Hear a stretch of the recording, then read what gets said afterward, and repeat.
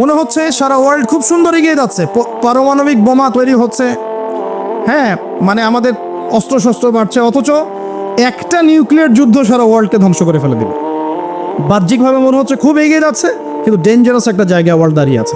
যে কোনো জায়গাতেই দেখবেন আপনি থার্ড ওয়ার্ল্ড ওয়ার শুরু হয়ে যেতে পারে। মানুষের অধিকারের নামে মানুষের অধিকার হরণ করা হচ্ছে, অধিকার প্রতিষ্ঠার নামে অধিকার হরণ করা হচ্ছে, নারী অধিকার প্রতিষ্ঠার নামে ওদেরকে পণ্য বানানো হয়েছে, ইকোনমিক প্রোগ্রেসের নামে সুদ খাওয়ানো হয়েছে। আপনার উম্মার স্বার্থে কাজ করব, এইসব স্লোগান দিয়ে মুসলিম উম্মার মধ্যে বিভক্তি সৃষ্টি করে ফেলা হয়েছে। করা হয় নাই? হয়েছে। ন্যায় বিচার প্রতিষ্ঠার নামে ওই যে পশ্চিমারা সারা বিশ্বে ডেমোক্রেসি প্রতিষ্ঠা করতে চায়, ন্যায় বিচার মানবাধিকার প্রতিষ্ঠার নামে সারা বিশ্বে লক্ষ লক্ষ মানুষকে হত্যা করা হয়েছে। একজন দাঁড়িয়ে বললেন, হে মূসা আলাইহিস সালাম, আপনি খুব চমৎকার বক্তব্য দিয়েছেন, আপনি খুব চমৎকার বক্তব্য দিয়েছেন, একটু মনোযোগ দেন আমার দিকে। নবী মূসা আলাইহিস সালামকে তিনি প্রশ্ন করছেন যে আপনার চাইতেও কি কোনো জ্ঞানী মানুষ পৃথিবীতে আছে? নবী মূসা আলাইহিস সালাম বলছেন যে আমার জানা মতে নাই, কারণ আমার কাছেই আল্লাহর ওহী আসছে, আর আল্লাহর ওহী যার কাছে আসবে সেই নিঃসন্দেহে জ্ঞানী মানুষ, তাই নয় কি? আল্লাহর ওহীর চাইতে কি জ্ঞানের কোনো বিকল্প উচ্চতর কোনো উৎস আছে নাকি? কোরআন এবং সুন্নাহ এর বাইরে কি জ্ঞানের এর চেয়েও বড় কোনো উৎস আছে নাকি? আছে? কোরআন এবং সুন্নাহ মিলেই ইসলাম, আর ইসলাম একটা কমপ্লিট কোড অফ লাইফ, পরিপূর্ণতা আছে এখানে। এটাকে হক বলা হয়, সত্য বলা হয়। আর আল্লাহ পাক সূরা কাহফের 29 নম্বর আয়াতে বলেছেন, ওয়াকুলিল হাক্কু মির রাব্বিকুম, হক বা সত্য সেটাই যেটা তোমার রবের পক্ষ থেকে কি হয়? নাজিল হয়। তাহলে হক বা সত্য কোনটা? আমার সাথে কথা বলেন। সত্য মিথ্যা, ন্যায় অন্যায়, হক বাতিলের চূড়ান্ত মানদণ্ড কোনটা? মানুষের জ্ঞান না আল্লাহর ওহী? কথা কি বুঝতে পারছেন? একটু মনোযোগ দিতে হবে, কারণ আমি গতানুগতিক তো আপনাকে সুর করে কিছু বলতে পারবো না, এটা আমার দ্বারা হয় না, পারি না। আর একটু মনোযোগ রাখতে হবে এই কারণে যে একটা ফেজ মিস করে ফেললে আপনি পরে লিঙ্ক আপ করতে পারবেন না। তো হক মানে সত্য মিথ্যা ন্যায় অন্যায়, এর চূড়ান্ত মানদণ্ডটা কি? মানুষের মস্তিষ্ক প্রসূত কোনো দর্শন, সায়েন্স, আপনার মানুষের মানব রচিত কোনো বিধান, নাকি মানুষের মন গড়া কোনো ফিলোসফি ইত্যাদি, মানে যুক্তি, বিজ্ঞান, দর্শন, ফিলোসফিক্যাল থটস, এগুলোর উপরে সত্য মিথ্যার চূড়ান্ত মানদণ্ডটা কি? উত্তরটা কি? সূরা কাহফের কত নম্বর আয়াতে আছে? 29 নম্বর আয়াতে আল্লাহ পাক বলছেন, ওয়াকুলিল হাক্কু মির রাব্বিকুম, হক সত্য ন্যায় অন্যায়ের চূড়ান্ত মানদণ্ড তোমার রবের পক্ষ থেকে কি হয়? নাজিল হয়। তো তাওরাত নাজিল হয়েছিল না রবের পক্ষ থেকে? তাহলে তাওরাত ছিল ওই সময়ের হক, ছিল না হক? আচ্ছা, জাবুর কার পক্ষ থেকে নাজিল হয়েছে? আল্লাহর পক্ষ থেকে। জাবুর ছিল ওই সময়কার হক। জাবুর কার উপর নাজিল হয়েছিল? কার উপর? দাউদ আলাইহিস সালাম। তাওরাত কার উপরে? তাওরাত নবী মূসা আলাইহিস সালাম, যার ব্যাপারে কথা বলা শুরু করেছি। তো মূসা আলাইহিস সালাম বলছেন আমার কাছে তো আল্লাহর পক্ষ থেকে ওহী আসে, তার মানে তিনিই সবচেয়ে জ্ঞানী মানুষ হবেন, স্বাভাবিক, তাই নয় কি? আচ্ছা, ইনজিল কার উপর নাজিল হয়েছে? নবী ঈসা আলাইহিস সালাম। মারা গেছেন না বেঁচে আছেন? আচ্ছা, আবারও আসবেন পৃথিবীতে। এক শ্রেণীর মানুষ বিশ্বাস করে তিনি মারা গেছেন, আর এক শ্রেণীর মানুষ বিশ্বাস করে তিনি আল্লাহর সন্তান ছিলেন, নাউজুবিল্লাহ, এবং তাদের সংখ্যাও কিন্তু প্রায় 500-700 কোটি। ঠিক আছে? ওই যে আমরা বলি যে বেশিরভাগ মানুষ যা বলবে সেটাই সত্য, তাই না? মেজরিটি শুড বি গ্রান্টেড, আমরা একটা কথা বলি না? তো এই যে বেশিরভাগ মানুষ বলছে ঈসা আলাইহিস সালাম আল্লাহর সন্তান, নাউজুবিল্লাহ, এখন আপনি কি বিশ্বাস করবেন? ব্যাস, আর কোনো যুক্তির দরকার আছে? এই তো প্রমাণ হয়ে গেল যে বেশিরভাগ মানুষ যা বলবে তা সবসময় সত্য হয় না। কখন সত্য হয়? যখন সেটা কোরআন এবং সুন্নাহর বা আল্লাহর বিধানের আলোকে হবে, তখন ইনশাআল্লাহ তাআলা সত্য হবে। যদি বেশিরভাগ মানুষ বলেন আপনারা যে সুদ হারাম, সত্য না মিথ্যা? বেশিরভাগ মানুষ যদি বলেন মদ হারাম, সত্য না মিথ্যা? বেশিরভাগ মানুষ যদি বলেন আপনারা যে পর্দাটা ভালো, আল্লাহর বিধান, ফরজিয়াত, সত্য হবে না মিথ্যা হবে?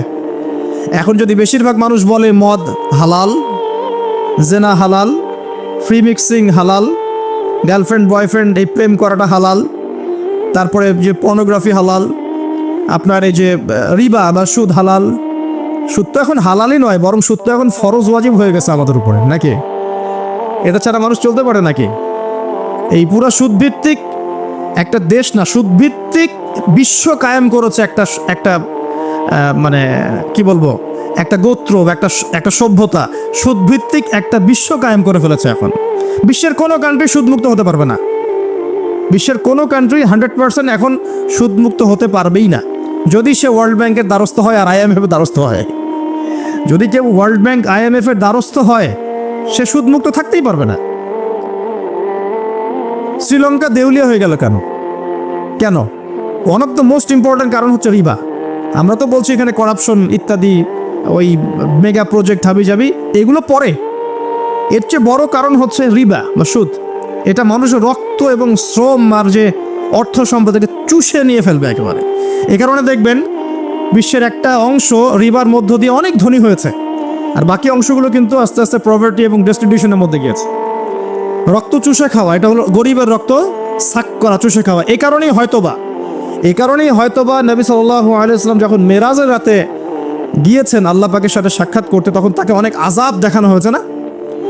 এই আযাবগুলোর মধ্যে একটা আযাব তিনি দেখেছেন, কিছু মানুষকে রক্তের নদীতে ফেলে মাথা ফাটিয়ে দেওয়া হচ্ছে। কিসের নদী? রক্তের নদী। মাথা ফাটিয়ে দেওয়া হচ্ছে। মাথা যখন বিক্ষিপ্ত হয়ে যায়, পাথর দূরে চলে যায়, আবার পাথর ফেরেশতা নিয়ে আসতে গিয়ে মাথা আবার জোড়া লেগে যায়। রক্তের নদীতে সাঁতার কাটছে। নবী জিজ্ঞাসা করলেন সাল্লাল্লাহু আলাইহি ওয়াসাল্লাম, এরা কারা? অপরাধ কি ছিল? জিবরাইল আলাইহিস সালাম বলছেন, এরা হচ্ছে আপনার উম্মতের ওইসব ব্যক্তি যারা সুদখোর ছিল। রক্তের নদী কেন? কারণ মানুষের রক্ত চুষে এটা বড় লোক হয়েছে। আসুন, তো আমি একটা পয়েন্ট থেকে কথা বলা শুরু করছি যে সত্য মিথ্যা ন্যায় অন্যায়ের চূড়ান্ত মানদণ্ড কি হবে? মানুষের জ্ঞান, সায়েন্স এবং যুক্তি, না আল্লাহর ওহী? কোনটা? হ্যাঁ, যদি মানুষের জ্ঞান, বিজ্ঞান এবং যুক্তি আল্লাহর ওহীর অনুকূলে হয়, সেটা অবশ্যই গ্রহণযোগ্য, তাই নয় কি? অবশ্যই গ্রহণযোগ্য। আর যদি মানুষের জ্ঞান, বিজ্ঞান এবং যুক্তি দর্শনগুলো কোরআন সুন্নাহ বা আল্লাহর ওহীর বিপরীতে চলে যায়, তখন কি আপনি সেটা গ্রহণ করবেন? আচ্ছা, মেজরিটি কখন গ্রান্টেড হবে? যখন সেটা কোরআন সুন্নাহর অনুকূলে হবে ইনশাআল্লাহ। প্রতিকূলে গেলে কি নেবেন? এই যে বেশিরভাগ মানুষ যদি বলে সুদ হালাল, নেবেন? মদ হালাল, জেনা হালাল, নেবেন? আচ্ছা, এই কনসেপ্টটাকে ক্লিয়ার করেন। এবার আসেন, মুসা আলাইহিস সালাম কি বলছেন? হ্যাঁ, আমি জ্ঞানী মানুষ। ও আচ্ছা, তৃতীয় সিঁড়িটা একটু শেষ করে নেই। 3 নম্বর সিঁড়িতে নবী সাল্লাল্লাহু আলাইহি ওয়াসাল্লাম, তখন তিনি বলছেন আমিন। সাহাবীরা বলছেন, কি জন্য ইয়া রাসূলুল্লাহ? তিনি বলছেন, জিবরাইল আলাইহিস সালাম এসেছেন আমার কাছে, এসে বলছেন, সেই ব্যক্তি ধ্বংস হোক যার সামনে আমার নাম উচ্চারিত হয়েছে মুহাম্মদ সাল্লাল্লাহু আলাইহি ওয়াসাল্লাম, কিন্তু নাম শুনে সে দরুদ পাঠ করে নাই। এই 3 শ্রেণীর মানুষ কি হবে? ধ্বংস। এই জন্য আমি বলেছিলাম যে নবী সাল্লাল্লাহু আলাইহি ওয়াসাল্লামের নাম আসলেই পড়বেন কি? সাল্লাল্লাহু আলাইহি ওয়াসাল্লাম। 10টা নেকি হবে, আল্লাহ 10 বার রহম করবেন, 10টা গুনাহ মাফ হবে ইনশাআল্লাহ। আপনি ধ্বংসপ্রাপ্তদের অন্তর্ভুক্ত হবেন না, আল্লাহর নবীর অভিশাপ আপনার উপরে থাকবে না ইনশাআল্লাহ তাআলা। একটা ছোট্ট কথা বলে সামনে যাই। যে নবীর নাম শুনে দরুদ পাঠ না করলেই অভিশপ্ত হতে হচ্ছে, যে নবীর নাম শুনে দরুদ পাঠ না করলেই অভিশপ্ত হতে হচ্ছে, সেই নবীর সুন্নতের খেলাফ জীবনযাপন করলে নিশ্চয়ই পুরস্কৃত হতে হবে। তাহলে কি হবে? সেই নবীর সুন্নাত, আদর্শ, ব্যক্তি, পরিবার, সমাজ, এই জীবনে যদি আমরা প্রতিষ্ঠা না করতে পারি, তাহলে নিশ্চয়ই আমরা পুরস্কৃত হব নাকি? হব? নবীর নাম শুনে দরুদ না পড়লেই সে অভিশপ্ত হচ্ছে। ধ্বংস হোক সে ব্যক্তি, যে ব্যক্তির সামনে নবীর নাম উচ্চারিত হলো, দরুদ পাঠ করলো না, ধ্বংস হোক। মানে নবী বলছেন আমিন, তার মানে নবী সাল্লাল্লাহু আলাইহি ওয়াসাল্লাম বদদুয়া করলেন, তাই নয় কি? নবীজি কি করলেন? এখানে বদদুয়া করলেন, সে ধ্বংস হোক। যেমন নবীজি ওই যে রিবা সাথে সম্পৃক্ত ব্যক্তিরা আল্লাহ এবং তার রাসূলের সাথে যুদ্ধ করে না? কোরআনে আছে, রিবা যদি তুমি না ছাড়ো, এর উপর অটল থাকো, তাহলে সে যেন আল্লাহ এবং তার রাসূলের সাথে যুদ্ধের ঘোষণা করলো। এটা কি অভিশাপ নয় কি? নবীর অভিশাপ নিয়ে চললে সারা জীবনে কি কল্যাণ এবং কামিয়াবি আসবে? নবীর নাম শুনে দরুদ না পড়লেই যদি এই শাস্তি হয়, তাহলে নিঃসন্দেহে সারা জীবন নবীর আদর্শের খেলাফ চললে কখনো শান্তি পাওয়া যাবে না। সিম্পল কথা, কি বুঝতে কঠিন মনে হচ্ছে? আচ্ছা, এবার এখানে চলে আসেন। মুসা আলাইহিস সালাম বলছেন, হ্যাঁ আমি জ্ঞানী মানুষ। আল্লাহ পাক বললেন, না, তুমি সবচেয়ে বেশি জ্ঞানী মানুষ নও। মুসা আলাইহিস সালামের উপরে কি নাজিল হয়েছিল? তাওরাত। আল্লাহ পাক তার সাথে কথা বলেন নাই? বলেছিলেন? তুর পাহাড়ে তিনি আগুন দেখেছিলেন, আল্লাহ পাক কথা বলেছিলেন না? কালিমুল্লাহ বলা হয়। মুসা আলাইহিস সালামকে বিশাল একটা গোত্রের দায়িত্ব দেওয়া হয়েছিল, বনু ইসরাইল।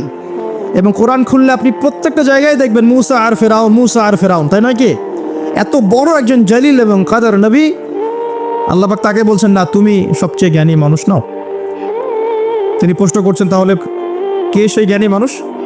তিনি অস্থির হয়ে যাচ্ছেন, আল্লাহ আমি তার সাথে দেখা করতে চাই, I want to meet him, আমি তার সাথে দেখা করতে চাই। সে কোথায়? প্রয়োজনে তার সাথে দেখা করতে যদি আমাকে যুগ যুগ ধরে চলতে হয়, রাস্তায় হাঁটতে হয়, তাও হাঁটবো।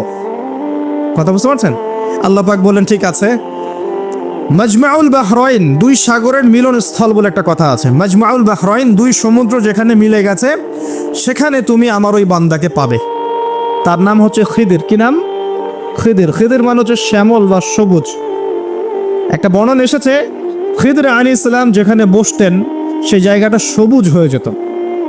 এখন এই ব্যাখ্যাটা বাহ্যিকভাবে হতে পারে, এটা ইন্টারপ্রিটেশনও করা যেতে পারে। আল্লাহ ভালো জানেন কোনটা ব্যাখ্যা সঠিক। বাহ্যিকভাবেই সব সবুজ হয়ে যেত, নাকি তার জ্ঞানের আলোতে অজ্ঞতা দূর হয়ে সব সবুজ হতো, আল্লাহ ভালো জানেন। তো ব্যাখ্যার একটা সুযোগ আছে।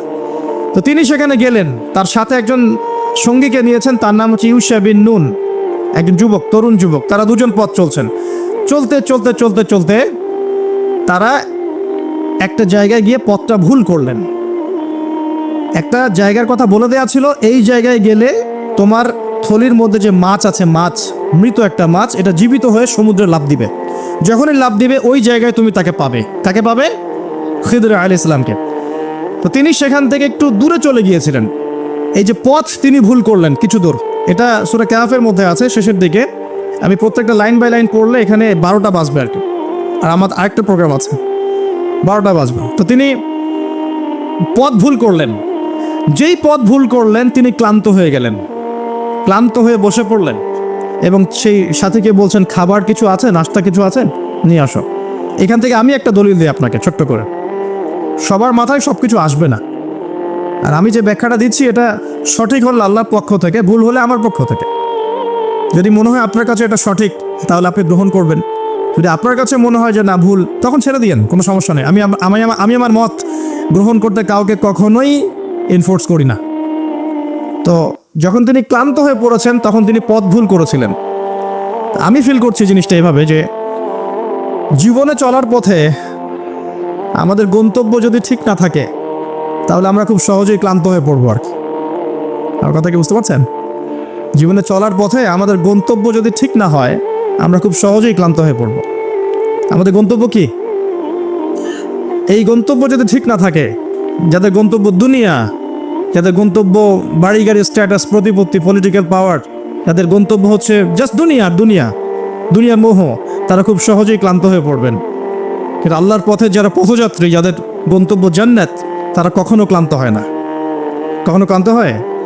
দেখবেন শেষ বয়সে বৃদ্ধ হয়ে গেছে আলেম, বৃদ্ধ হয়ে গেছে মুহাদ্দিস, মুফাসসির, এখনো দেখবেন যে সিংহের মতো বক্তব্য দিচ্ছে, দেখেন না? তো এই বিষয়টা আমি ফিল করেছি আর কি। সামনে যাই। তো তিনি তাকে পেলেন। যখন রাস্তা ভুল করেছেন তখন তার স্মরণ হচ্ছে, আরে মাছ তো নাই, মাছ কোথায় গেল?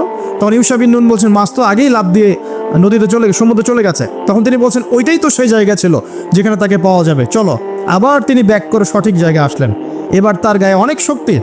সঠিক জায়গায় এসে দেখলেন হ্যাঁ, একটা পাথরের উপরে, সাখরা বলে পাথর খণ্ড, এর উপরে খিদির আলাইহিস সালাম বসে আছেন। কে বসে আছেন?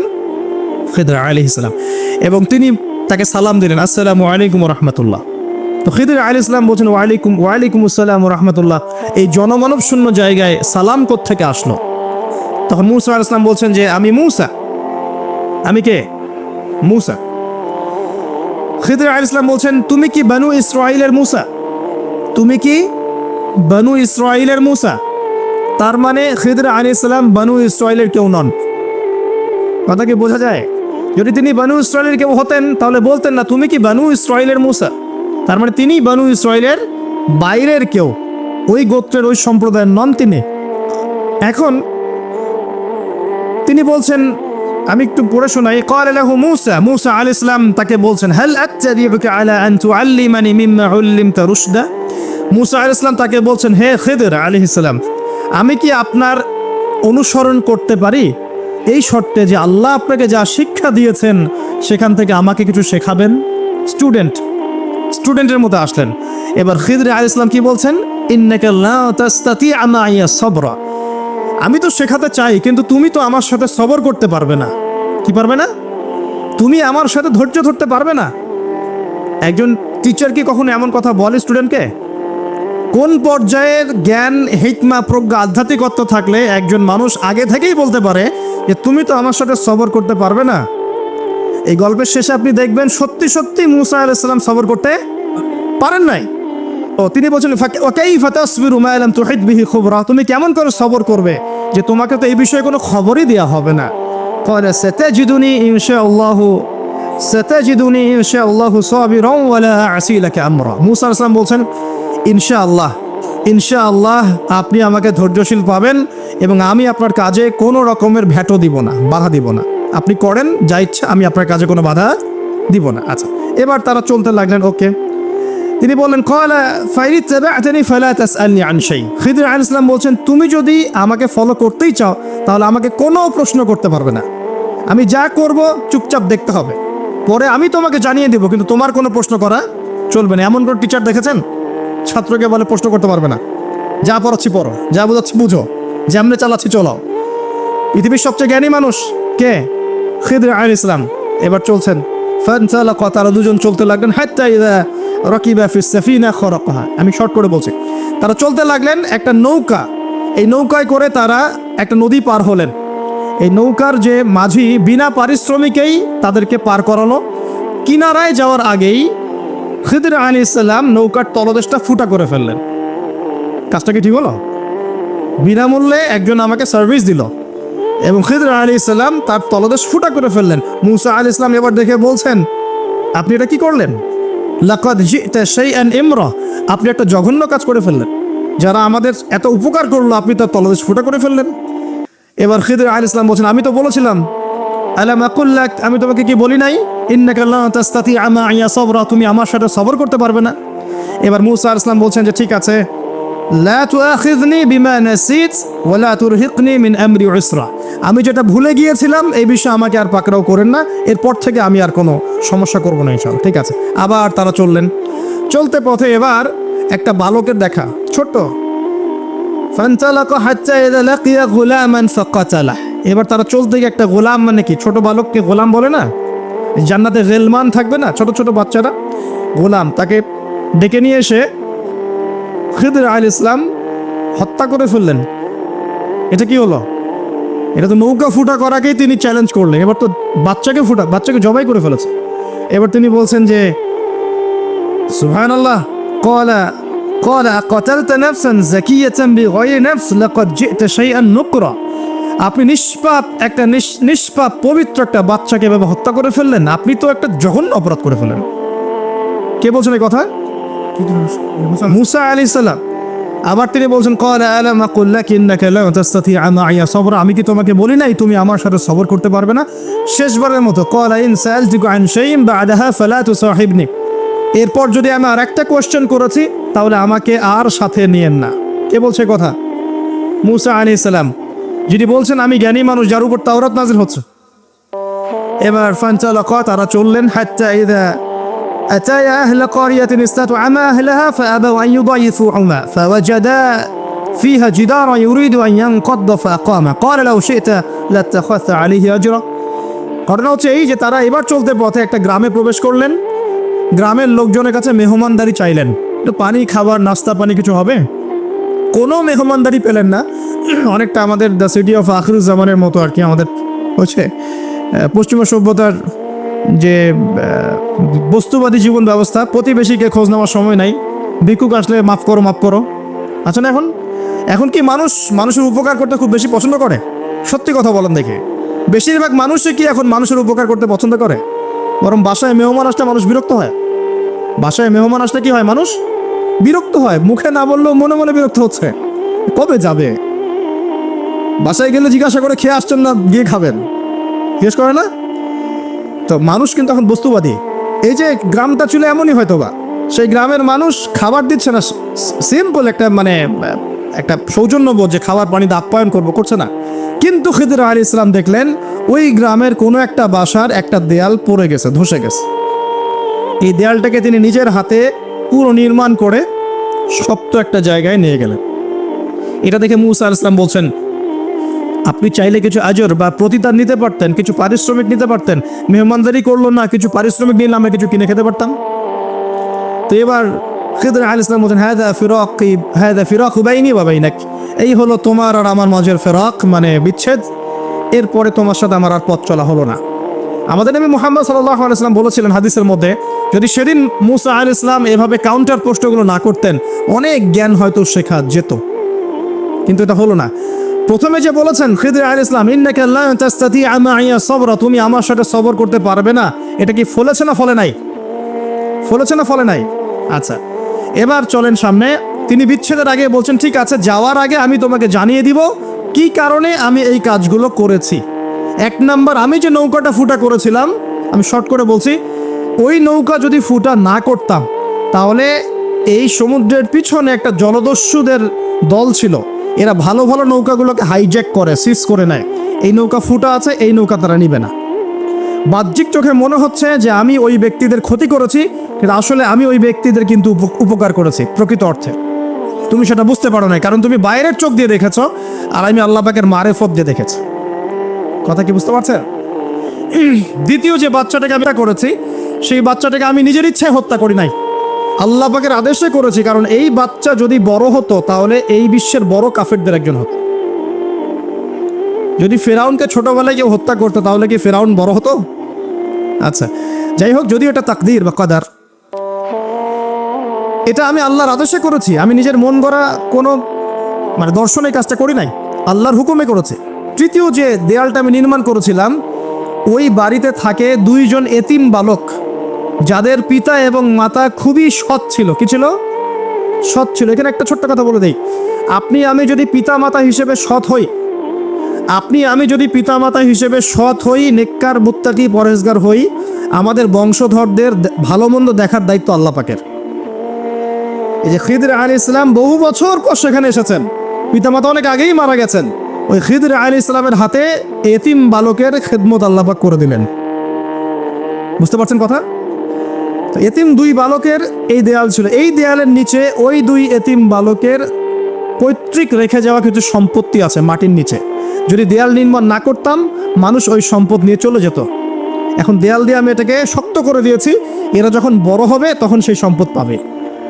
তো বাহ্যিকভাবে তোমার কাছে মনে হয়েছে আমি বিনা পারিশ্রমিকে অহেতুক একটা কাজ করছি, কিন্তু সত্যিকার অর্থে আল্লাহর হুকুমে আমি সেটা দেখেছি যা তুমি দেখতে পারো নাই, আমি সেটা বুঝেছি যা তুমি বুঝতে পারো নাই।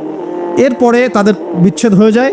আমি আপনাকে একটু দেখাই যে এখানে দেখুন, 3টা ক্ষেত্রেই মুসা আলাইহিস সালাম বাহ্যিকতাকে প্রাধান্য দিয়েছেন, কিন্তু খিদর আলাইহিস সালাম ইন্টারনাল আইজ, বা আমরা যেটাকে বলি ইন্টারনাল অবজারভেশন, এটাকে প্রাধান্য দিয়েছেন। আপনি আর আমি যদি খিদর আলাইহিস সালামের মতো মুত্তাকি, পরহেজগার, জ্ঞানী, নিরহংকারী এবং বিনয়ী হতে পারি, কোরআন এবং সুন্নাহর মানদণ্ড চর্চা করে, ইখলাস ঠিক রেখে, নিয়াত ঠিক রেখে, শুধুমাত্র আল্লাহ পাকের সন্তুষ্টির জন্যে আল্লাহর পথে দাওয়াতের কাজ, মেহনতের কাজ, দিনের প্রচার প্রসারের কাজ করতে পারি, ইনশাআল্লাহ তাআলা আপনার যদি হৃদয়টা কলবুন সালিম হয়, কলবের মধ্যে নূর থাকে, আল্লাহর মারিফত থাকে, ইনশাআল্লাহ আপনি এমন কিছু দেখবেন যা সবাই দেখবে না, আপনি এমন কিছু শুনবেন সবাই শুনবে না, আপনি এমন কিছু উপলব্ধি করবেন যা সবাই করতে পারছে না। এখানে 3টা ক্ষেত্রেই খিদর আলাইহিস সালাম এমন কিছু দেখেছেন, বুঝেছেন যা মুসা আলাইহিস সালাম পারেন নাই। পৃথিবীর সবচেয়ে জ্ঞানী মানুষের এক্সাম্পল আপনাকে দিচ্ছে এখন। এই 3টা ঘটনা আপনি কি বুঝলেন?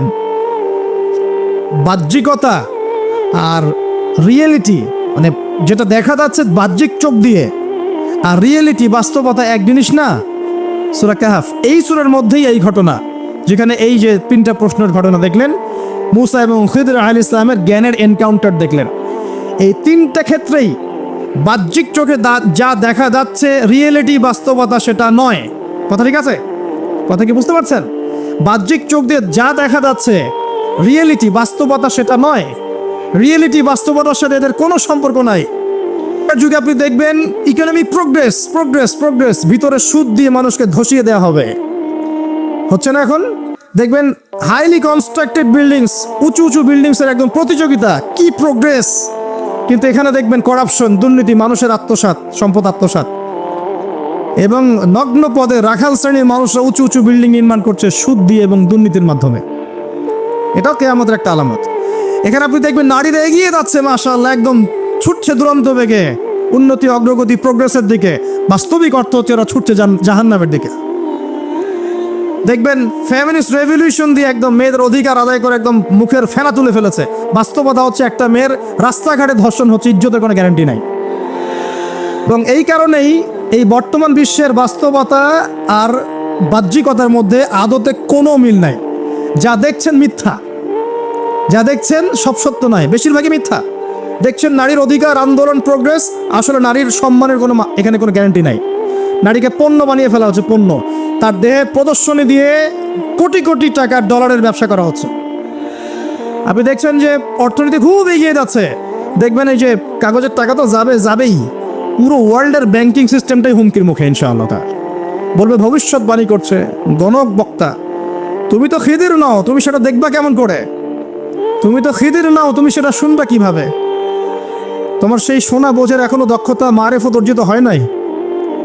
এই কারণেই তুমি মুআজ বিন জাবাল রাদিয়াল্লাহু আনহুর মাকবারার সামনে দাঁড়ালেও কোনো ঘ্রাণ পাবা না। হামজা রাদিয়াল্লাহু আনহুর মাকবারার সামনে দাঁড়ালেও কোনো ঘ্রাণ পাবা না তুমি, বিকজ তোমার ভিতরটা ইন্টারনালি করাপ্টেড। আগে নিজের হৃদয়টাকে, নফসটাকে পবিত্র করো। আল্লাহ পাক সবাইকে সবকিছু দেন না। ওই পোস্টে পরে যাই, এখানে শেষ করি। এই জায়গায় রিয়েলিটি আপনি দেখেন, মনে হচ্ছে সারা ওয়ার্ল্ড খুব সুন্দর এগিয়ে যাচ্ছে, পারমাণবিক বোমা তৈরি হচ্ছে, হ্যাঁ মানে আমাদের অস্ত্রশস্ত্র বাড়ছে, অথচ একটা নিউক্লিয়ার যুদ্ধ সারা ওয়ার্ল্ডকে ধ্বংস করে ফেলে দিবে। বাহ্যিকভাবে মনে হচ্ছে খুব এগিয়ে যাচ্ছে, কিন্তু ডেঞ্জারাস একটা জায়গা ওয়ার্ল্ড দাঁড়িয়ে আছে। যে কোনো জায়গাতেই দেখবেন আপনি থার্ড ওয়ার্ল্ড ওয়ার শুরু হয়ে যেতে পারে। মানুষের অধিকারের নামে মানুষের অধিকার হরণ করা হচ্ছে, অধিকার প্রতিষ্ঠার নামে অধিকার হরণ করা হচ্ছে, নারী অধিকার প্রতিষ্ঠার নামে ওদেরকে পণ্য বানানো হয়েছে, ইকোনমিক প্রোগ্রেসের নামে সুদ খাওয়ানো হয়েছে।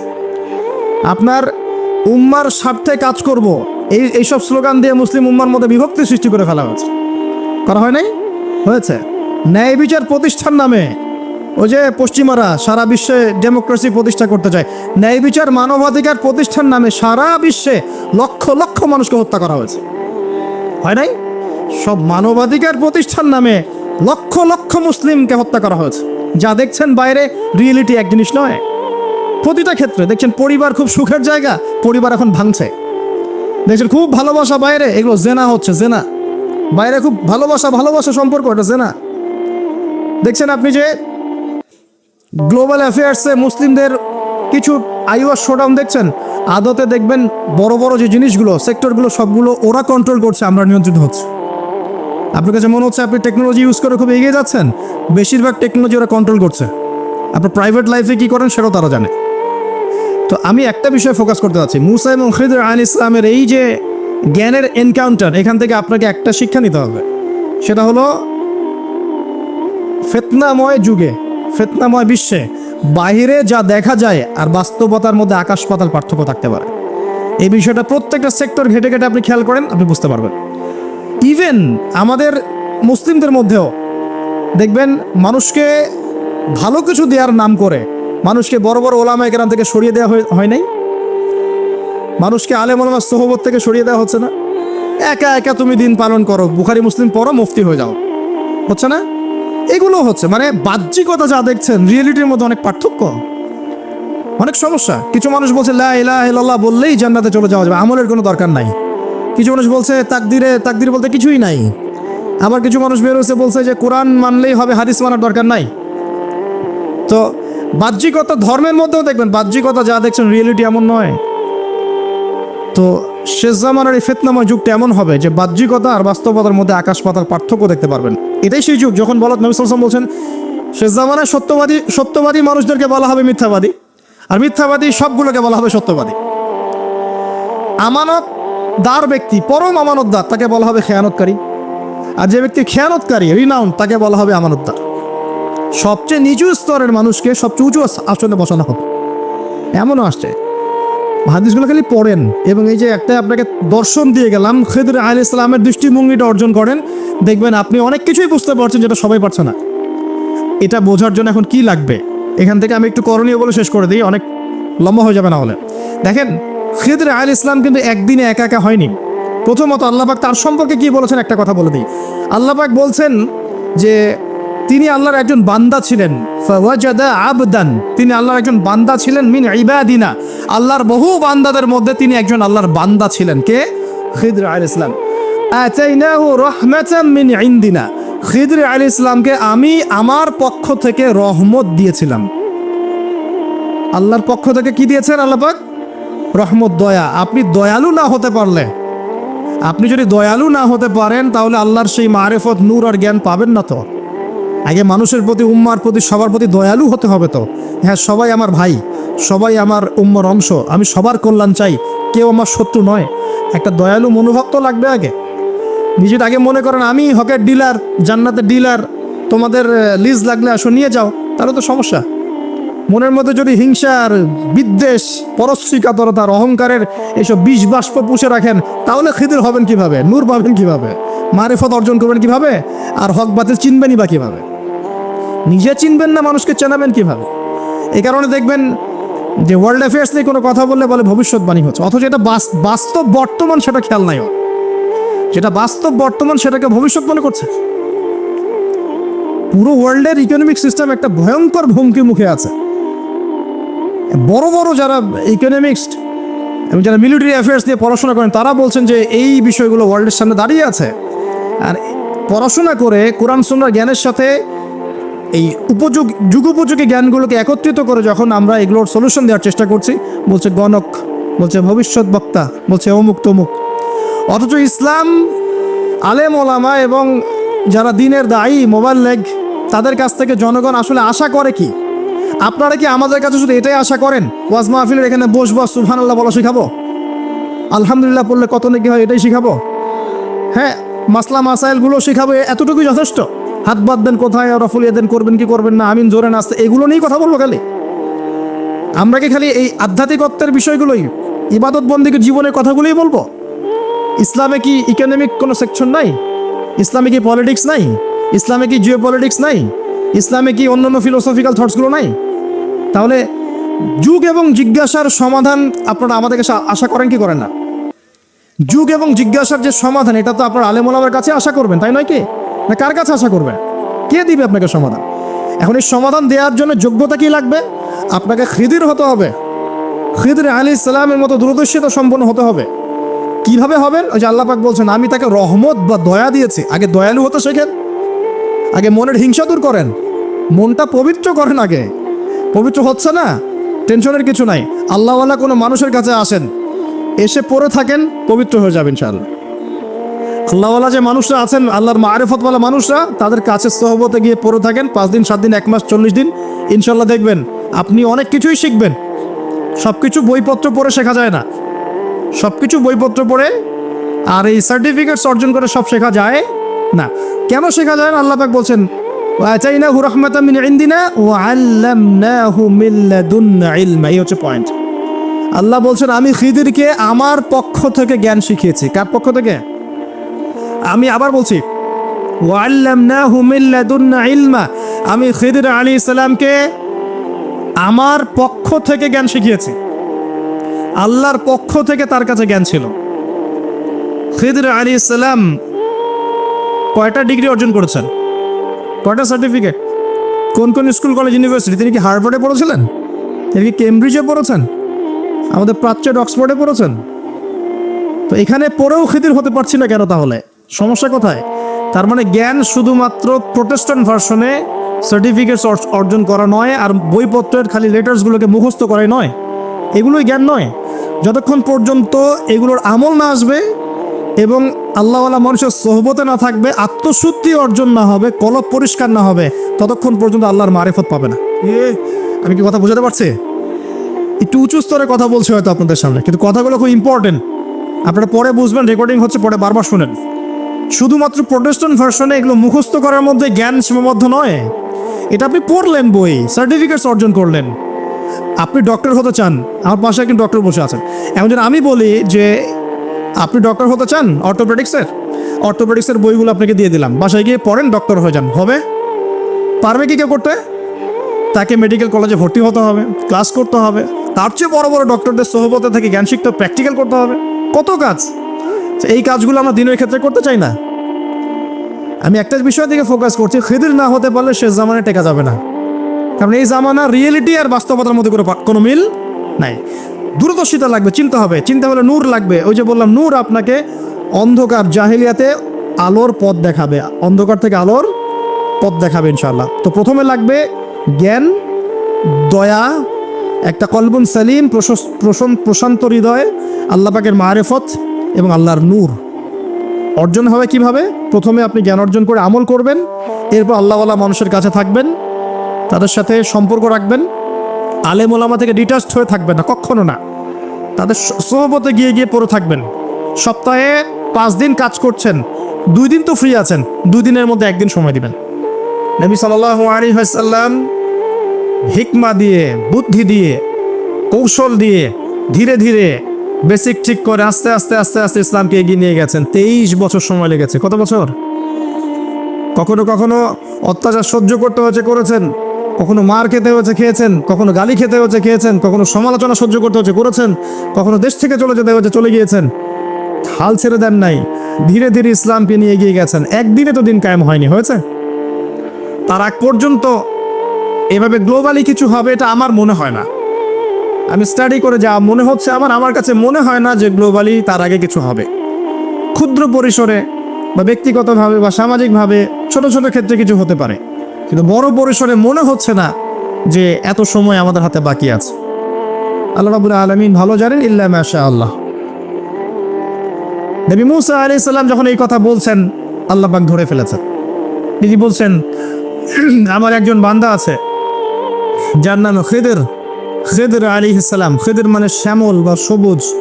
তিনি যেখানে বসতেন ওই জায়গাটা সবুজ হয়ে যেত। একটা রুক্ষ জায়গায় তিনি বসলে ওই জায়গা সবুজ হয়ে যেত। তিনি বললেন, খিদির তোমার চেয়ে বেশি জ্ঞানী মানুষ। নবী মুসা আলাইহিস সালাম বললেন, আমি তার সাথে মিট করতে চাই, আমি তার সাথে দেখা করতে চাই, আমি তার কাছে জ্ঞান শিখতে চাই। তিনি এগিয়ে গেলেন জ্ঞান শেখার পথে। একজন সাথীকে সঙ্গে দিলেন, তার নাম ইউশা বিন নূন। এগিয়ে গেলেন, যেতে যেতে তাকে বলে দেওয়া হয়েছিল, এই মাছটা যেখানে গিয়ে জীবিত হয়ে যাবে সেখানেই তুমি তাকে পাবে। যেখানে 2টা সাগর একসাথে মিলিত হবে সেখানে তুমি তাকে পাবে। নবী মুসা আলাইহিস সালাম ওই জায়গা থেকে আরো দূরে চলে গিয়েছিলেন, এবং যখন তিনি পথটা ভুল করেছেন তখন ক্লান্ত হয়ে পড়েছিলেন। এই জায়গায় গিয়ে আমি বলি যে আপনার জীবনের চলার পথ যদি ভুল হয়, আপনি খুব দ্রুত ক্লান্ত হয়ে যাবেন আর কি। আমার কথা কি বুঝতে পারেন? আপনার জীবনের চলার পথ যদি ভুল হয়, আল্লাহর পথে না হয়, তাহলে আপনি খুব দ্রুত ক্লান্ত হয়ে পড়বেন। নবী মুসা আলাইহিস সালাম যখন বুঝতে পারলেন পথ ভুল হয়েছে, আবার ফিরে আসলেন। এসে দেখলেন পাথরের উপরে, শিলাখণ্ডের উপরে সেই ব্যক্তি বসে আছেন, তার নাম খিদির আলাইহিস সালাম। যে পৃথিবীর সবচেয়ে জ্ঞানী মানুষ, তার চরিত্র হওয়া দরকার ওই শিলার মতো। এটা একটা নিদর্শন। তিনি পাথরের উপর বসেছিলেন। খিদির আলাইহিস সালাম, নবী মুসা আলাইহিস সালাম বললেন, আমি আপনার কাছে জ্ঞান শিখতে চাই। আমি শুনেছি আপনাকে আল্লাহর পক্ষ থেকে জ্ঞান দেওয়া হয়েছে। তিনি কিন্তু নবী নন। আমি বোঝাতে যাচ্ছি যে নবী না হয়েও জ্ঞানী হওয়া যায়, আল্লাহর পক্ষ থেকে জ্ঞান আসতে পারে যদি আপনার কলবে কি থাকে, নূর থাকে, স্বচ্ছতা থাকে, এবং আপনি বেশি বেশি আল্লাহর জিকির করেন, আল্লাহকে ডাকেন, আপনি আল্লাহর মারিফত অর্জন করতে পারেন। মনের মধ্যে হিংসা থাকে না, বিদ্বেষ থাকে না, অহংকার থাকে না, আল্লাহর নূর আসতে পারে। এই যুগেও সম্ভব ইনশাআল্লাহ তাআলা। হাল আত্তাবিউকা আলা আন তুআল্লিমানি মিম্মা উল্লিমতা রুশদা। মুসা আলাইহিস সালাম বলছেন, আমি কি আপনার সাথে সফর সঙ্গী হতে পারি? এই শর্তে যে আপনি আমাকে জ্ঞান শেখাবেন, যেই জ্ঞান আল্লাহ আপনাকে শিখিয়েছেন। এবার খিদির আলাইহিস সালাম বলছেন, ইন্নাকা লা তাস্তাতি'উ মা'ইয়া সাবরা।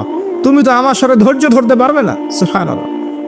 একজন নবীকে বলছেন, একজন নবীকে একজন মানুষ বলছেন, তুমি তো আমার সাথে ধৈর্য ধরতে পারবে না। আপনি মনে করেন একটা স্কুলের টিচার 100টা বাচ্চাকে পড়াচ্ছেন।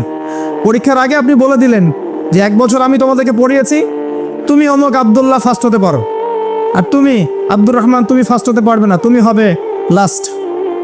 আপনার অভিজ্ঞতা, আপনি 1 বছর পড়িয়েছেন, আপনি দেখলেন রেজাল্ট ঠিক তাই হলো, আব্দুল্লাহ ফার্স্ট হয়েছে, আব্দুর রহমান লাস্ট হয়েছে। এর মানে কি এই টিচার গায়েব জানে? গায়েব জানে? তার ইলম, তার প্রজ্ঞা, তার অভিজ্ঞতা। নবী মুসা আলাইহিস সালামকে বলছেন তিনি, খিদির আলাইহিস সালাম, ইন্নাকা লান তাস্তাতি'উ মা'ইয়া সাবরা। তুমি আমার সাথে ধৈর্য ধরতে পারো না। মানে গল্পের শেষে আপনি গিয়ে দেখবেন তিনি আসলেই ধৈর্য ধরতে পারেন নাই। তো মুসা আলাইহিস সালাম বলেন, ইনশাআল্লাহ আমি ধৈর্য ধরবো, আমি ধৈর্য ধরবো ইনশাআল্লাহ, এবং আমি আপনার কাজে কোনো বিঘ্ন সৃষ্টি করব না। আচ্ছা ঠিক আছে, চলো। গল্প অনেক বড়, আমি সংক্ষেপে বলছি। 3টা ঘটনা ঘটেছে। একবার নৌকা ফুটা করে দিয়েছেন খিদর আলাইহিস সালাম, দ্বিতীয়বার একজন বালককে হত্যা করেছেন, আর তৃতীয়বার একটা দেয়ালকে নির্মাণ করেছেন, দেয়ালটা পড়ে গিয়েছিল, কোনো পারিশ্রমিক নেননি, ফ্রি অফ কস্ট দেয়াল নির্মাণ করেছেন। নবী মুসা আলাইহিস সালাম প্রত্যেকবার বলছেন যে আপনি এই কাজটা কেন করলেন, আপনি এই কাজটা কেন করলেন, বারবার জিজ্ঞাসা করছেন, ইন্টারফেয়ার করছেন। এবং খিদর আলাইহিস সালাম বলছেন, আমি কি বলিনি তোমাকে, আলাম আকুল লাক ইন্নাকা লান তাসতাতিআ মাইয়া সাবরা। এক পর্যায়ে যখন তিনি তৃতীয় প্রশ্নের উত্তর দিতে পারলেন না, সবর করতে পারলেন না, তখন খিদর আলাইহিস সালাম বললেন, হাযা ফিরাকু বাইনি ওয়া বাইনাক, এই হচ্ছে তোমার আমার পার্থক্য, আর একসাথে চলা হলো না। তবে যাওয়ার আগে আমি তোমাকে জানিয়ে দেব কেন আমি এই কাজগুলো করেছি। ওই নৌকা ফুটা না করলে ওই নৌকার পিছনে জলদস্যু ছিল, ভালো নৌকা হলে নিয়ে চলে যেত। আমি ওই ব্যক্তির ক্ষতি করিনি, বরং উপকার করেছি নৌকা ফুটা করে দিয়ে। ওই বাচ্চাকে হত্যা না করলে ওই বাচ্চার পিতা মাতা ছিল বড় আলেম, বড় আল্লাহওয়ালা, এই বাচ্চা বড় হলে নিজেও কাফের হতো, বাপ মাকেও কুফরিতে নিয়ে যেত, অনেকটা আমাদের নাস্তিক প্রজন্মের মতো আর কি। তিনি হত্যা করেছেন, আল্লাহর আদেশে হত্যা করেছেন। আর ওই যে দেয়াল নির্মাণ করেছি, এই দেয়ালের নিচে ছিল 2 জন এতিম বালকের রেখে যাওয়া পৈতৃক সম্পত্তি।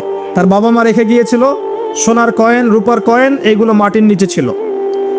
তারা বড় হয়ে যেন এটা পায়, অন্য কেউ সিজ করতে না পারে, এই জন্য আমি এখানে দেয়াল নির্মাণ করেছি, কোনো পারিশ্রমিক নাই। বাই দ্য ওয়ে, সোনার কয়েন আর রূপার কয়েনের কথা কোরআনে আছে, দিনার আর দিরহামের কথা কোরআনে আছে, যদিও বিশ্ব ব্যবস্থায় নাই।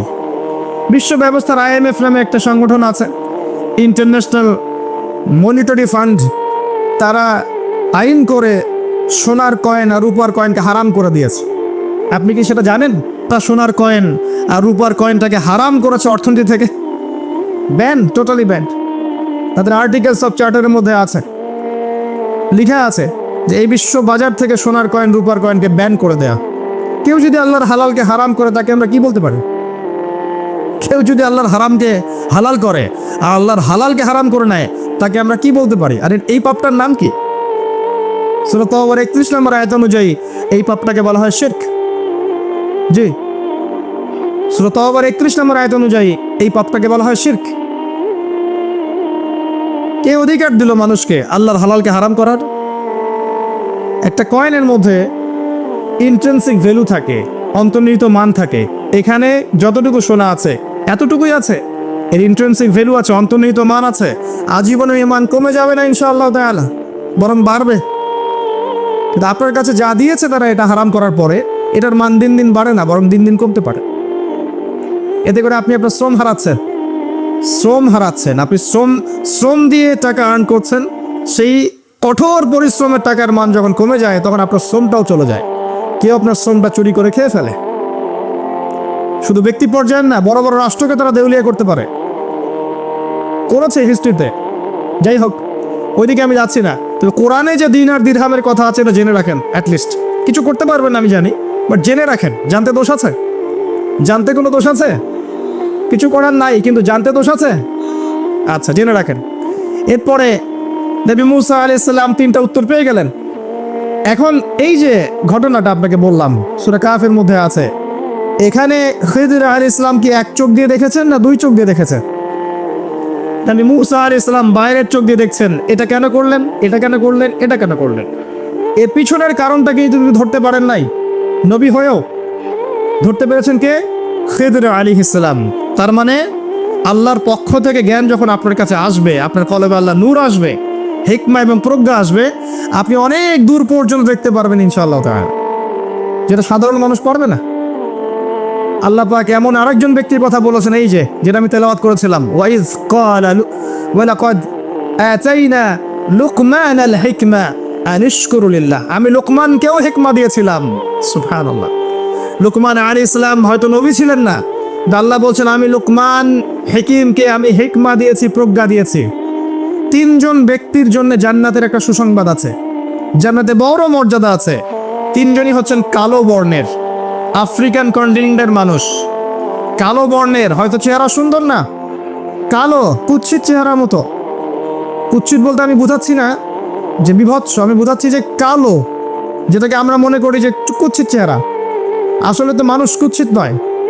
মানুষ কি কুৎসিত হয়? কালোর মধ্যে সৌন্দর্য আছে না? নর্মাল যে ভাষা ব্যবহার করে সেই ভাষায় বললাম যে 3 জন কালো বর্ণের মানুষের জন্য জান্নাতে সুসংবাদ আছে। যারা কালো ছিলেন, আফ্রিকার মানুষ ছিলেন, ইথিওপিয়া ইরিত্রিয়ার মানুষ ছিলেন, তাদের একজনের নাম হচ্ছে বেলাল আল হাবাশি রাদিয়াল্লাহু আনহু, যাকে উমাইয়া বিন খালাফ মক্কায় শুইয়ে বুকের উপর পাথর চাপা দিয়েছিল না, আর তিনি বলতেন আহাদুন আহাদ। তাকে শুইয়ে দেওয়া হয়েছে এবং বলা হচ্ছে বলো লাত এবং ওজ্জার নামে কসম করো। কিচ্ছু করতে হবে না, ইসলামকে অস্বীকারও করতে হবে না, খালি লাত এবং ওজ্জার নামে কসম কর। সে বলছে আহাদুন আহাদ, যিনি এক তিনি এক, যিনি এক তিনি একক। অত্যাচার করা হচ্ছে, নির্যাতন করা হচ্ছে, তিনি একটা কথাই বলছেন আহাদুন আহাদ, যিনি এক তিনি এক। আল্লাহ পাকের কাছে এত ভালো লেগেছে এই কথাটা, আল্লাহ সূরা নাজিল করেছেন কুল হু আল্লাহু আহাদ, বলুন তিনি আল্লাহ এক। সুবহানাল্লাহ। বেলাল রাদিয়াল্লাহু আনহুকে যেই মক্কায় নির্যাতন করা হয়েছে, ওই মক্কায় মক্কা বিজয়ের দিন তিনি কাবা ঘরের ছাদে উঠে আজান দিয়েছেন। সুবহানাল্লাহ। আল্লাহ পাক এইভাবেই দিন পরিবর্তন করে দেন। আল্লাহ পাক দিন সবসময় একরকম রাখেন না। আজকে যাকে নির্যাতন করা হচ্ছে, নিপীড়ন করা হচ্ছে, যদি সে হকপন্থী হয়ে থাকে, দেখবেন আল্লাহ পাক তাকে ওই জায়গায় সম্মানিত করে দিবেন ইনশাআল্লাহ। আল্লাহ সুন্নাহ, আল্লাহ পাক করেছেন হিস্ট্রিতে যুগে যুগে। আরেকজন হচ্ছেন বাদশা নাজাশি। এটাকে যার রাষ্ট্রে মুসলিমরা আশ্রয় নিয়েছিল হিজরত করে, আবিসিনিয়ার বাদশা নাজাশি, মনে আছে? সিরাত পড়েছেন? আচ্ছা। আরেকজন হচ্ছে লুকমান হাকিম আলাইহিস সালাম, তার উপরেও জান্নাতের বড় মর্যাদা আছে। তাকে অপশন দেওয়া হয়েছিল নবুয়ত নিবেন নাকি প্রজ্ঞা নিবেন। তিনি নবুয়তের দায়িত্বটাকে ভারী মনে করেছেন এবং প্রজ্ঞাটাকে সহজ মনে করেছেন, এবং প্রজ্ঞাটাকে তিনি বেশি বেশি নেয়ার জন্যে আল্লাহর কাছে দোয়া করেছেন। আল্লাহ রাব্বুল আলামিন তাকে প্রজ্ঞা নাজিল করেছেন, প্রজ্ঞা দিয়েছেন। আসেন তিনি কি বলছেন এবং একজন প্রজ্ঞাবান মানুষের আচরণ কেমন হওয়া উচিত।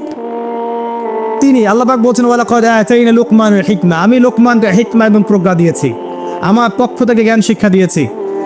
আনিশকুরু লিল্লাহ, জ্ঞানের প্রথম কাজটা হচ্ছে হে লুকমান তুমি আল্লাহর শুকরিয়া আদায় করবে। সুবহানাল্লাহ। একজন জ্ঞানী মানুষ আল্লাহর শুকরিয়া আদায় করে। ওয়া মান ইয়াশকুর ফাইন্নামা ইয়াশকুরু লিনাফসি, যে ব্যক্তি আল্লাহর শুকরিয়া আদায় করে সে নিজের নফসের ভালোর জন্যই সেটা করে। আল্লাহ পাক অন্য আয়াতে বলেছেন লাইন শাকারতুম লাযিদান্নাকুম, যদি তোমরা আল্লাহর শুকরিয়া আদায় করো আমি তোমাদের প্রতি আমার নেয়ামতকে কি করব? বাড়িয়ে দেব। ওয়ালাইন কাফারতুম, যদি তোমরা কুফরি করো ইন্না আযাবি লাশাদীদ, আমার আযাব বড়ই কঠিন, বড়ই কঠিন। আমাদের উচিত দিনে কমপক্ষে 100 বার করে হলেও আলহামদুলিল্লাহ পড়া যাবে? যে কোনো অবস্থাতে আলহামদুলিল্লাহ, আলহামদুলিল্লাহ। ভাই কেমন আছেন? আলহামদুলিল্লাহ। ভাই পরিবার কেমন আছে? আলহামদুলিল্লাহ। ভাই চাকরি কেমন আছে, চলছে কেমন? আলহামদুলিল্লাহ। ব্যবসা কেমন? আলহামদুলিল্লাহ। এটা হচ্ছে সেই বান্দা নিদর্শন যার মনের মধ্যে আল্লাহর প্রতি ভক্তি শ্রদ্ধা আছে, যার মনের মধ্যে আল্লাহর নূর আছে।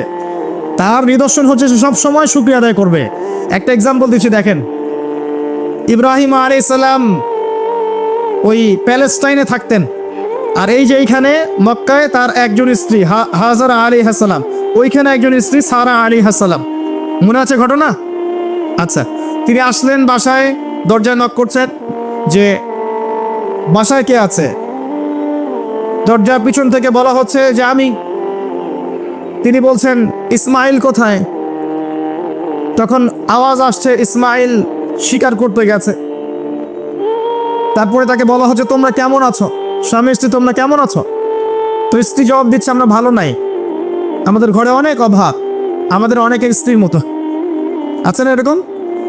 সারা জীবন করে যাবেন, একটা কথাই শুনবেন শেষ বয়সে গিয়ে, জীবনে কিছুই পাইলাম না তোমার কাছে।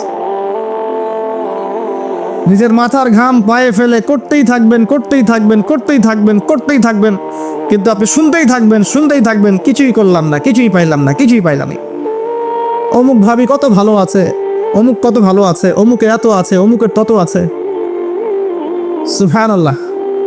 এটা আমাদেরই দোষ, কারণ বিয়ে করার সময় যারা দিনদারিতা না দেখে শ্বশুরের সম্পত্তি দেখবেন, সৌন্দর্যকে বেশি প্রাধান্য দিবেন, নিজের হারাম প্রেমকে বেশি প্রাধান্য দিবেন, নিজের ওই বংশমর্যাদা ইত্যাদি ইত্যাদিকে বেশি প্রাধান্য দিবেন, তখন তো আফসোস করতেই হবে, কিছু করার নেই। এই জন্যই তো নবী সাল্লাল্লাহু আলাইহি ওয়াসাল্লাম বলেছেন যে দিনদার স্ত্রীদেরকে দেখে বিয়ে করো, যার মধ্যে দিনের বুঝ আছে, জ্ঞান আছে, একে দেখে বিয়ে করো। তবে এখানেও একটা বিষয় আপনাকে সতর্ক করতে চাই যে প্রত্যেকটা বোরখার পিছনেই সঠিক দিনদারিতা থাকে না। অতএব এটা দেখেও ধোঁকা খাওয়ার কিছু নাই। দিনদারিতা আল্লাহর সাথে বান্দার মনের ব্যাপার। দিনের বেসিক কিছু প্রশ্নের মাধ্যমে আপনি তার উত্তর পেতে পারেন, দিনের বেসিক কিছু বুঝ আচরণ দেখে আপনি তার উত্তর পেতে পারেন, তার তাকওয়া দেখে আপনি উত্তর পেতে পারেন। একজন আমিরুল মুমিনিন খলিফা, তিনি রাত্রেবেলা জনগণের অভাব অনটন দেখেন। একদিন দেখতে দেখতে রাতে ক্লান্ত হয়ে পড়লেন, একটা দেয়ালের আড়ালে তিনি দাঁড়িয়ে বিশ্রাম নিচ্ছেন, বসে পড়েছেন। দেয়ালের পিছন থেকে তিনি আওয়াজ শুনছেন, মা আর মেয়ে কথাবার্তা বলছে। মা বলছে দুধে পানি মিশাও, আর মেয়ে বলছে যে ইত্তাকিল্লাহ, হে মা আল্লাহকে ভয় করো। তার মা বলছে এখানে তো ওমর নাই, ওমরের প্রশাসন নাই, ভয়ের কি আছে, মিশাও পানি মিশাও। তখন এই মেয়ে বলছে ওমর নাই তো কি হয়েছে, ওমর রব আল্লাহ তো জীবিত আছেন, তিনি দেখছেন। ওমর রাদিয়াল্লাহু আনহু পরের দিন ওই বাড়িটা মার্ক করে রাখলেন রাত্রেবেলা। পরের দিন তার ছেলেকে নিয়ে আসছেন এই বাসায়, এসে মেয়ে দেখাচ্ছেন, এই মেয়ে পছন্দ হয় কিনা দেখো। মেয়ে পছন্দ হয়ে গেছে। আমিরুল মুমিনিনের মানে রাষ্ট্রপ্রধানের ছেলের সাথে এই মেয়ের বিয়ে হয়ে গেল। দুধওয়ালি, দুধ ধোয়াচ্ছেন যেই মেয়ে, কি দেখে বিয়ে দিলেন? সৌন্দর্য দেখে? বংশমর্যাদা? শ্বশুরের টাকা? যৌতুক? এই কাজ যদি আমরা করতে না পারি, সংসারে শান্তি আসবে না, তখন কিছু করার থাকবে না ভাই। কারণ এই ফিতনায় একবার ঢুকে গেলে জীবনটা মেসাকার। এগুলো ডিল করতেই দিন দিন অনেক চলে যাবে। দিনের ফিকির পরে দেখবেন পরিবার সামলাতেই সময় শেষ, দিন শেষ। মানসিকভাবে যদি আপনি ফ্রেশ না থাকেন, ভালো না থাকেন, সাউন্ড না থাকেন, আপনি দিনের জন্য কিন্তু কিছু করতে পারবেন না। আর পরিবারে যদি নেককার স্ত্রী না থাকে, আপনি মানসিকভাবে ভালো থাকবেন না, ভালো থাকবেন না, এটা প্র্যাকটিক্যাল কথা। তো ওই যে স্ত্রী বলছে আমরা ভালো নাই, ইসমাইল স্বীকার করতে গেছে আমরা ভালো নাই, একবেলা খাই একবেলা খেতে পারি না, ভালো নাই। ইব্রাহিম আলাইহিস সালাম বলছেন ঠিক আছে, ইসমাইল বাসায় আসলে ওকে বলো যে তার বাবা এসেছিল, আর তাকে বলো যে ঘরের চৌকাঠটা যেন পরিবর্তন করে। কথা কি বুঝতে পারছেন? ইসমাইল আলাইহিস সালাম আসলেন, একজন বৃদ্ধা লোক এসেছিল বাসায়, তোমার বাবা পরিচয় দিয়েছে। কি বলেছে? বলেছে যে ঘরের দরজা যেন পরিবর্তন করি। তখন তিনি বলছে তুমি কি এমন বলেছিলে যার কারণে এই কথাটা বলেছে? তো তিনি বলছেন আমি বলেছি আমরা ভালো নাই, আমরা অভাবে আছি, তুমি শিকারে গেছো ইত্যাদি। তখন তিনি বলছেন তুমি ভুল করেছো, তিনি আমার বাবা ছিলেন, তিনি একজন নবী, তিনি ইনডাইরেক্টলি আমাকে বলেছেন আমি যেন তোমাকে তালাক দেই। এক কথায় তালাক হতে পারে? দিনদারিতা না থাকলে তালাক দেওয়া যায়। যদি ধৈর্য ধরতে ধরতে ধরতে ধরতে আপনি অতিষ্ঠ হয়ে যান, দিনের ব্যাপারে আর কম্প্রোমাইজ করতে পারেন না, সেক্ষেত্রে তালাক একটা অপশন আছে। এটা খারাপ নয়, যদিও এটা মন্দের ভালো একটা অপশন, কিন্তু সবর করতে উৎসাহিত করা হয়েছে। সবর করতে করতে করতে করতে যদি ভিতরটা পরিবর্তন না হয়, এরকম আল্লাহর প্রতি অকৃতজ্ঞ মানুষকে নিয়ে আপনি সারা জীবন চলতে পারবেন না। দিনের পথে চলতে গিয়ে যারা প্রতিবন্ধকতা স্বীকার করে, তাদেরকে নিয়ে আপনি আল্লাহর পথে দাওয়াত এবং মুজাহাদার মেহনত করতে পারবেন না। এই জায়গায় গিয়ে অনেক সময় এক্সট্রিম ডিসিশন নিতে হতে পারে। এটা ইসলাম কিন্তু অপশন রেখেছে আপনার জন্য, আমি উৎসাহিত করছি না, অপশন রেখেছে। এরপরে আবার তিনি আসলেন অনেক বছর পর, এসে আবার নক করলেন যে আসসালামু আলাইকুম। ওয়ালাইকুম সালাম, ইসমাইল কোথায়? শিকার করতে গেছেন, তোমরা কেমন আছো? আলহামদুলিল্লাহ আমরা অনেক ভালো আছি। ঠিক আছে, ইসমাইল বাসায় আসলে তাকে বলো ঘরের চৌকাঠটা যেন যত্ন করে আদর করে মহব্বত করে রাখে। কথা বুঝতে পারছেন? এবার ইসমাইল আলাইহিস সালাম আসলেন বাসায়, তার স্ত্রী জিজ্ঞাসা করছে, একজন বৃদ্ধা এসেছিলেন, তোমার বাবা পরিচয় দিয়েছেন, কি বলেছে? বলেছে তো আমি যেন ঘরের চৌকাঠটা তুমি যেন অটুট রাখো, বহাল রাখো। তুমি কি বলেছো? আমি বলেছি আমরা অনেক ভালো আছি। তখন তিনি বলছেন আমার বাবা তোমাকে অনেক পছন্দ করেছেন এবং তোমাকে নিয়ে আমাকে সংসার করতে বলেছে। এই হলো অবস্থা। শুকরিয়া আদায় যারা করতে পারবে না, তাদেরকে নিয়ে চলা মুশকিল। লোকমান হাকিম যাকে প্রজ্ঞা দেয়া হয়েছে তাকেও আল্লাহ পাক আদেশ করছেন তুমি আল্লাহর শুকরিয়া আদায় করো। যে ব্যক্তি আল্লাহর শুকরিয়া আদায় করে কৃতজ্ঞতা প্রকাশ করে যে কোনো হালতেই বলতে পারে আল্লাহ আলহামদুলিল্লাহ আমি ভালো আছি। এবার আল্লাহ রাসূল সাল্লাল্লাহু আলাইহি ওয়াসাল্লাম বলেছেন কখনো উঁচু স্তরের লোকদের দিকে তাকাবে না। যার উঁচু বাড়ি আছে, তোমার চেয়ে উঁচু বাড়ি আছে, তোমার চেয়ে বড় গাড়ি আছে, তোমার চেয়ে বেশি টাকা আর্ন করে, ওদের দিকে দেখবে না, ওদের দিকে চোখ দিও না, বরং তোমার চেয়ে নিচে যারা আছে, দরিদ্র যারা, তোমার চেয়ে যারা দরিদ্র ওদের দিকে তাকাও। তাহলে তুমি আল্লাহর নিয়ামতের শুকরিয়া আদায় করতে পারবে ইনশাআল্লাহ তাআলা। আমরা যদি হসপিটালে যাই শুকরিয়া আদায় করতে পারবো না? যে এই যে হাজার হাজার মানুষ শুয়ে আছে, কারো ক্যান্সার, কারো ডায়াবেটিস, কারো অমুক, কারো তমুক, কারো অ্যাক্সিডেন্ট, কারো এইটা সেইটা, কারো ব্রেন টিউমার, কারো হার্টের সমস্যা, কত সমস্যা, কেউ হাঁটতে পারে না, কেউ বসতে পারে না, কেউ শুইতে পারে না, কেউ শুইলে ঘুমাতে পারে না। আমরা ভালো আছি না? আলহামদুলিল্লাহ, কৃতজ্ঞতা। যখন আপনি আপনার চেয়ে বিপন্ন কোনো মানুষকে দেখবেন, দেখে যদি এই দোয়াটা পড়েন আলহামদুলিল্লাহিল্লাযী আফানি মিম্মা তালাকা বিহি ওয়া ফাদ্দালানি আলা কাসীরিম মিম্মান খালাকা তাফদীলা, আল্লাহর শুকরিয়া আদায় করছি যে আল্লাহ তোমাকে যে বিষয় দিয়ে পরীক্ষা করেছেন আমাকে তার থেকে নিরাপদ রেখেছেন এবং হাজার মানুষের চাইতে আল্লাহ পাক আমাকে উত্তম জায়গায় রেখেছেন, ভালো রেখেছেন। এই দোয়াটা যে ব্যক্তি পড়বে ওই বিপদ তাকে স্পর্শ করবে না ইনশাআল্লাহ।